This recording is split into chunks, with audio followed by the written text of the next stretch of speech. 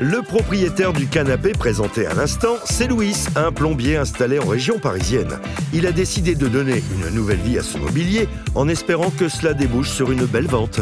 Mais pour l'heure, c'est une expertise qui est dans les tuyaux. Suivons-la sans tarder. Bonjour Louis. Bonjour. Bienvenue sur le plateau d'affaires conclu. Merci. Vous êtes un amateur d'objets, vous Non, êtes... pas plus que si ça. de vieilles voitures et de mobilettes. Ah bah alors quand même, Mais si. Pas de clic-clac. pas de clic-clac, non. À qui il appartient ce clic-clac? En fait, il est à moi parce que c'est un ami qui me l'a donné, qui habite en Bretagne. Et moi, je l'ai trouvé génial.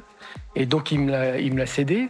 Et là, il est en train de changer de métier parce qu'en fait, il restaure des bateaux pour l'instant. D'accord. Et donc, il veut justement monter un dépôt-vente, une espèce de brocante.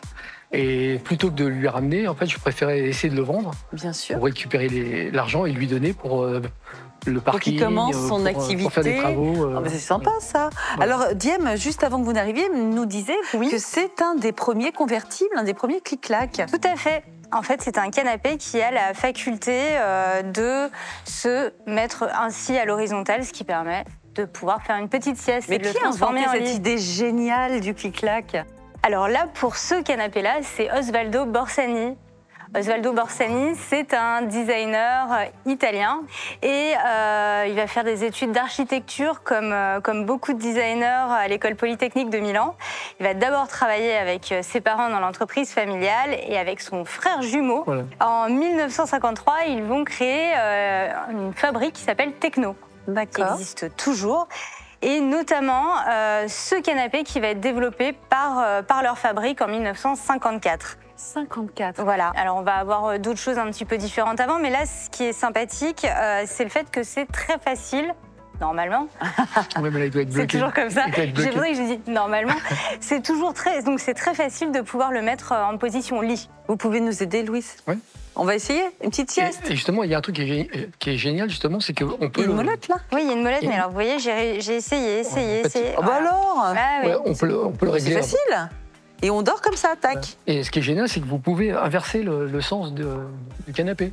Oui, Ah bah oui, on peut le mettre remettre d'un comme côté ça, ou de d'accord. l'autre. Et ça, d'un seul coup, ça devient le dossier du canapé. Voilà. Et voilà. Ah, c'est pas Donc, mal. si vous avez des amis que vous ne voulez pas voir, hop, vous changez de place. Exactement. Faites beaucoup de soirées avec des amis que vous ne voulez pas voir. C'est quand même très, très pratique. Alors, vous avez fait comment que je comprenne? Non, mais en fait, c'est parce que Peut tirer. comme le mécanisme est assez basique, mais en fait, Pousser. il doit être en appui, donc en fait, il suffit de le maintenir un peu. Et voilà, et on va le remettre, si vous voulez bien, en canapé. Bah, Alors, c'est pareil, c'est là. la molette. En fait, c'est un petit coup de main Bon, après. alors moi ouais. je suis pas faite Non, pour c'est- ça. Tirez Je la pense que, molette. Et la bobinette. C'est ça. Et donc voilà, en fait, il y a plusieurs réglages, on peut vraiment le Ah oui, régler. c'est super pratique à transformer. Hein. C'est hyper Ah, facile. vraiment vraiment. très, très bien le bien. mettre. Il suffit Est-ce de. que je peux émettre une réserve sur cet objet? Je trouve qu'il a bien vécu. Vous voulez réserver, c'est ça? Je pense Oui, qu'il bien faudrait sûr, peut-être non, mais- envisager... Ah oui, il y a une hein, petite restauration, on mais est justement, d'accord. ce qui serait sympa, c'est de le refaire avec des matières actuelles, Oui. éventuellement de. Même de la bouclette, vous savez, Oui, ça ou, peut être très joli. Justement, d'avoir une base rétro avec des nouveaux tissus. Vous avez raison, parce que je trouve que le design, il est vraiment... C'est quoi? C'est 50, c'est ce que vous nous disiez? C'est ça. En c'est fait, il super a été joli, hein. créé en 1954 et il est toujours d'actualité en fait, puisque ça oui. fait partie un petit peu des classiques du design au niveau canapé qu'on va pouvoir retrouver chez beaucoup.